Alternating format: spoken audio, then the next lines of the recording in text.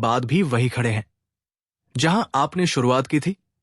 क्या पैसे की कमी ने आपके सपनों को कैद कर रखा है? अगर हां, तो आप देख रहे हैं किताबी आवाज, जहां हम दुनिया की सबसे शक्तिशाली किताबों को आवाज देते हैं। सच तो ये है, सोच बदलो तो किस्मत बदलती है। और आज हम बात करने वाले हैं एक ऐसी किताब की जिसने दुनिया के लाखों लोगों को कंगाल से करोड़पति ही नहीं, बल्कि हेनरी फोर्ड और थॉमस एडिसन जैसे महान लोगों के सफलता के गुप्त कोड को भी उजागर किया। दोस्तों, ये सिर्फ एक बुक नहीं, ये एक माइंड प्रोग्राम है जो सफलता को चुंबक की तरह खींचता है। और इसका नाम है think and grow rich by Napoleon Hill. चाहे आप एंटरप्रेन्योर हो, बिजनेस चलाते हो या फाइनेंशियल फ्रीडम पाना चाहते हो, तो आज की ये पूरी समरी आपके लिए एक चेतावनी और एक मौका है। इसे सिर्फ सुनिए नहीं, लागू कीजिए, क्योंकि आपका भविष्य सोच बदलो तो किस्मत बदलती है। ये लाइन तो हम सबने हजारों बार सुनी होगी, है ना? बिल्कुल। लेकिन आज हम इसकी तह तक जाने वाले हैं।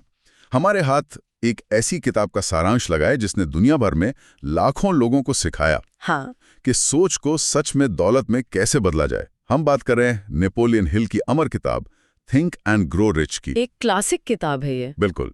तो हमारा मिशन आज उस फॉर्मूले को डिकोड करना है जिसे नेपोलियन हिल ने सोचिए 25 साल लगाकर तैयार किया। 25 साल? हाँ, 500 से ज्यादा कामयाब लोगों पर रिसर्च करके हेनरी फोर्ड, थॉमस एडिसन, मतलब इन जैसे दिग्गजों के दिमाग में क्या चल रहा था, ये किताब उसका निचोड़ है। सही में। तो ये सिर्फ एक किताब का सारांश नहीं है, ये एक तरह का माइंड ऑपरेटिंग सिस्टम है। तो चलिए इसे इंस्टॉल करने की कोशिश करते हैं। बिल्कुल। और इस ऑपरेटिंग सिस्टम का जो सबसे पहला और सबसे जरूरी कोड है ना, वो है हिल की वो एक खोज जिसने सब कुछ बदल दिया। क्या थी वो खोज? यही कि पैसा कामयाबी के पीछे आता है और कामयाबी आपकी सोच के पीछे। एग्जैक्टली। सुनने में ये बहुत आसान लगता है, लेकिन इसका असली मतलब है कि आपका बैंक बैलेंस आपके दिमाग का आईना है। किताब में 13 सिद्धांत है, पर आज हम उन 5 सबसे बड़े आइडियाज पर बात करेंगे जो किसी भी बड़ी कामयाबी की नींव रखते हैं। अच्छा। और हम सिर्फ ये नहीं देखेंगे कि ये सिद्धांत क्या हैं, बल्कि ये भी कि आज इस दौर में ये कितने काम के हैं। बढ़िया। तो चलिए पहली ईंट रखते हैं। पहला सिद्धांत है डिजायर, यानी इच्छा। पर हिल कहते हैं कि ये वो वाली इच्छा नहीं है कि काश मेरे पास एक अच्छी कार होती। नहीं, बिल्कुल नहीं। ये एक जलता हुआ जुनून है। किताब की एक लाइन है जो दिमाग में बैठ जाती है, सफल लोग सिर्फ चाहते नहीं, वो फैसला करते हैं।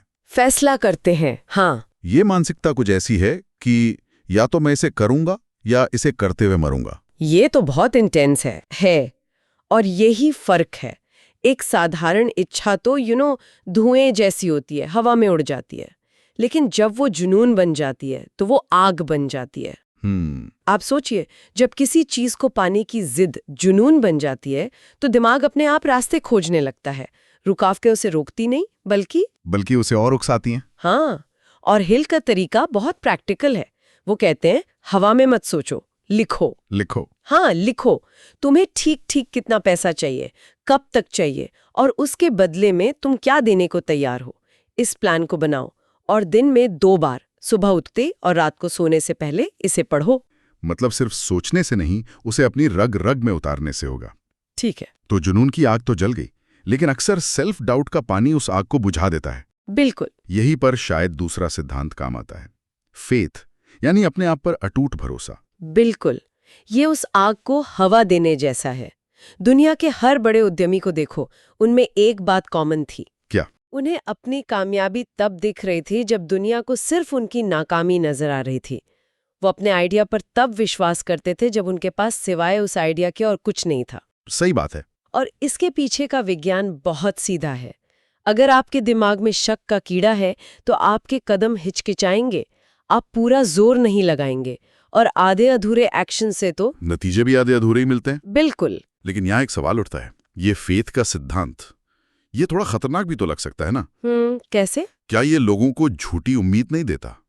अगर कोई बिना तैयारी के, बिना असलियत देखे बस ये सोचता रहे कि मैं सफल हो जाऊंगा, तो क्या ये उसे असलियत से दूर नहीं कर देगा? एक तरह का धोखा नहीं है ये? बहुत अच्छा सवाल है, और ये इस सिद्धांत का सबसे बड़ा खतरा भी है। देखिए, हिल जिस फेथ की बात कर रहे हैं वो अंधविश्वास नहीं है, तो फिर क्या है? वो इन्फॉर्म्ड कॉन्फिडेंस है, यानी जानकारी पर आधारित आत्मविश्वास। ये हवा में नहीं आता, ये तब आता है जब आप अपने लक्ष्य को बार बार दोहराते हैं, अपने दिमाग को यकीन दिलाते हैं कि ये मुमकिन है। अच्छा। हिल का जो अभ्यास है ना, कि अपने लक्ष्यों को सुबह शाम जोर से बोलो, मैं कर सकता हूं, मैं इसके लायक हूं, वो कोई जादू टोना नहीं है। वो एक साइकोलॉजिकल टूल है। हाँ, वो आपके अवचेतन मन को रीप्रोग्राम करने का तरीका है। ये आपके दिमाग से उन आवाजों को निकालता है जो कहती हैं तुमसे नहीं हो पाएगा। ये विश्वास आपको एक्शन लेने की हिम्मत देता है, न कि एक्शन लेने से रोकता है। ये कहता है तुम काबिल हो, अब जाओ और काम करो। समझ गया। तो फेथ आपको सोफे पर बिठाकर सपने देखने के लिए नहीं, बल्कि मैदान में उतरकर लड़ने के लिए तैयार करता है। ठीक है, तो मेरे पास जुनून की आग है और उसे जलाए रखने के लिए विश्वास का ईंधन भी है। पर अब मैं सुबह उठता हूं और सोचता हूं करूं क्या? रास्ता कहाँ है? क्या सिर्फ जुनून और विश्वास से रास्ता मिल जाता है? नहीं। या फिर कुछ और भी चाहिए? और यहीं पर तीसरा सिद्धांत आता है, जो शायद आज की दुनिया में सबसे ज्यादा जरूरी है, स्पेशलाइज्ड नॉलेज। हाँ, यानी विशेष ज्ञान। हाँ, हिल ने ये बात तब कही थी जब इंटरनेट नहीं था, जब जानकारी कुछ ही लोगों के पास थी।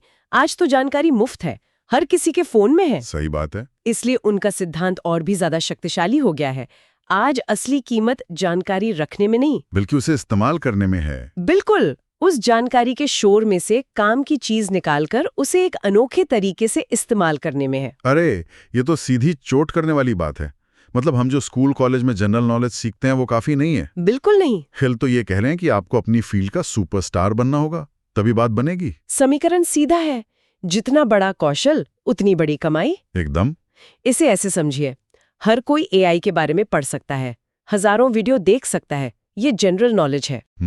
लेकिन एक अच्छा एआई प्रॉम्प्ट इंजीनियर बनना, जो एआई से वो काम करवा सके जो कोई और नहीं करवा सकता, वो विशेष ज्ञान है।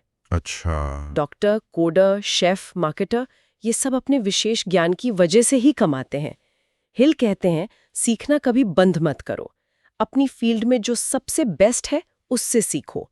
हर दिन खुद को कल से बेहतर बनाओ। सही। क्योंकि आज के बाजार में औसत होने की कोई कीमत नहीं है। आपको अपनी जगह बनानी पड़ेगी, और वो जगह विशेष ज्ञान से ही बनती है। तो जुनून है, विश्वास है, और अब एक खास हुनर भी है। लगता है अब तो कामयाबी पक्की है। काश ऐसा होता। लेकिन जिंदगी की कहानी इतनी सीधी तो होती नहीं। रास्ते में गड्ढे आते हैं, दीवारें आती हैं, लोग आपको ना कहते हैं बहुत बार। और यहीं पर शायद ज्यादातर लोग हार मान लेते हैं। बिल्कुल, और इसीलिए चौथा सिद्धांत इतना जरूरी है, परसिस्टेंस, यानी दृढ़ता, हार न मानना। हिल ने असफलता को देखने का नजरिया ही बदल दिया। उन्होंने कहा, असफलता कामयाबी का उल्टा नहीं है, ये कामयाबी का रास्ता है। हाँ, जब भी आप हारते हैं, आप सीखते हैं कि कौन सा तरीका काम नहीं करता। हर ना आपको हाँ के एक कदम और करीब लाती है। किताब में एक बहुत दमदार लाइन है, क्या? कोशिश रुकती है तो किस्मत रुक जाती है। लेकिन यहाँ भी एक बारीक लाइन है। एक होती है दृढ़ता और एक होती है जिद। हाँ, ये बहुत अच्छा पॉइंट है। मतलब अगर कोई एक ही दीवार पर बार बार सिर पटकता रहे, ये जानते हुए कि वो नहीं टूटेगी, तो क्या वो दृढ़ता है या बेवकूफी? बेहतरीन पॉइंट। और ये वो न्यूआंस है जिस पर हिल की किताब में कम जोर दिया गया है, लेकिन आज ये समझना बहुत जरूरी है। इसे कहते हैं स्मार्ट दृढ़ता। स्मार्ट दृढ़ता। स्मार्ट दृढ़ता का मतलब है लक्ष्य पर टिके रहना, लेकिन तरीके बदलने के लिए तैयार रहना। अगर एक दरवाजा नहीं खुल रहा तो 100 बार उसी पर धक्का देने के बजाय ये देखना कि कहीं कोई खिड़की तो नहीं है, या कोई और रास्ता। हाँ, क्या कोई और रास्ता है? हर कोशिश के बाद रुककर सोचना, मैंने क्या सीखा, अगली बार मैं क्या अलग कर सकता हूँ। ये है असली दृढ़ता। अंधी जिद आपको थका देती है, जबकि स्मार्ट दृढ़ता आपको आपकी मंजिल के करीब ले जाती है। वाह, ये फर्क समझना बहुत जरूरी है। तो अब हमारे पास 4 बहुत मजबूत स्तंभ हैं। लेकिन हिल का 5वां सिद्धांत कहता है कि ये सब अकेले करना लगभग नामुमकिन है। और वो सिद्धांत है द मास्टरमाइंड, यानी सही लोगों का साथ। हाँ, और ये इन सभी सिद्धांतों को एक साथ जोड़ने वाला गोंद है। हिल का तर्क सीधा है, एक अकेला इंसान नहीं जीतता। सही बात है। आप जिन 5 लोगों के साथ सबसे ज्यादा समय बिताते हैं, आप छठे वैसे ही बन जाते हैं। आपकी सोच, आपकी आदतें, आपकी ऊर्जा, सब कुछ। आपके आसपास के लोगों से तय होती है। बिल्कुल। ये मास्टरमाइंड वाली बात मुझे व्यक्तिगत रूप से बहुत सही लगती है। जब मैंने ये शो शुरू करने का सोचा था तो मुझे कुछ भी नहीं पता था। अच्छा। मैंने अपने 2 दोस्तों से बात की जो पहले से ही इस इंडस्ट्री में थे। उनके 15 मिनट के फीडबैक ने मुझे शायद 6 महीने की गलतियों से बचा लिया। वाओ, वही मेरा छोटा सा मास्टरमाइंड था। आपने बिल्कुल सही उदाहरण दिया। मास्टरमाइंड का मतलब सिर्फ पार्टियों में नेटवर्किंग करना नहीं है, इसे अपनी जिंदगी का पर्सनल बोर्ड ऑफ डायरेक्टर्स समझिए। Personal board of directors? क्या बात है। हाँ, आपके ग्रुप में एक इंसान मार्केटिंग में माहिर हो सकता है, दूसरा फाइनेंस में, तीसरा टेक्नोलॉजी में। जब आप कोई बड़ा फैसला लेते हैं तो आपको सिर्फ अपनी नहीं बल्कि उन सब की विशेषज्ञता का फायदा मिलता है। सही है। ये आपकी सोच को कई गुना शक्तिशाली बना देता है। हिल की सलाह बहुत सीधी है। ऐसे लोगों का एक ग्रुप बनाओ जो आपसे ज्यादा स्मार्ट हो, जिनकी सोच बड़ी हो। और उन लोगों से धीरे धीरे दूरी बना लो जो हर बात पर शिकायत करते हैं, जो आपकी ऊर्जा खींचते हैं, क्योंकि आपका नेटवर्क ही सच में आपकी नेटवर्थ बनाता है। क्या बात है। तो आज की इस पूरी चर्चा का निचोड़ यही है कि पहले दिमाग बदलो, फिर बैंक बैलेंस बदलेगा। बिल्कुल। हमारी बाहरी दुनिया, चाहे वो हमारा काम हो, हमारे रिश्ते हो या हमारी सेहत, वो हमारी अंदरूनी सोच का ही नतीजा है। सोच बड़ी तो जिंदगी बड़ी। बिल्कुल। और इन 5 सिद्धांतों को अलग अलग देखना एक गलती होगी। ये एक दूसरे से जुड़े हुए एक सिस्टम की तरह हैं। एक सिस्टम? कैसे? अगर हम कामयाबी को एक गाड़ी माने तो जुनून यानी डिजायर उसका ईंधन है जो उसे दौड़ने की ऊर्जा देता है। ठीक है। विश्वास यानी फेथ उसका इंजन है जो उस ऊर्जा को पावर में बदलता है। विशेष ज्ञान यानी स्पेशलाइज्ड नॉलेज उसका जीपीएस या नक्शा है जो सही रास्ता दिखाता है। हाँ। दृढ़ता यानी परसिस्टेंस वो ड्राइवर है जो रास्ते के गड्ढों और तूफानों के बावजूद गाड़ी चलाना बंद नहीं करता। और मास्टरमाइंड? और मास्टरमाइंड वो पूरी टीम है, वो पैसेंजर्स हैं जो न सिर्फ सफर को मजेदार बनाते हैं बल्कि मुश्किल आने पर धक्का लगाने में भी मदद करते हैं। वाह। एक के बिना दूसरा अधूरा है। ये तो इन सभी आइडियाज को एक साथ समझने का एक बेहतरीन तरीका है। जाहिर है ये चर्चा तो बस एक शुरुआत है। हाँ। असली काम तो अब इन विचारों पर एक्शन लेने का है। और अंत में मैं सुनने वालों के लिए एक सवाल छोड़ना चाहूंगी। जरूर। हिल के सारे सिद्धांत कामयाबी और दौलत हासिल करने पर बहुत जोर देते हैं, लेकिन उस कामयाबी को हासिल करने के बाद क्या होता है?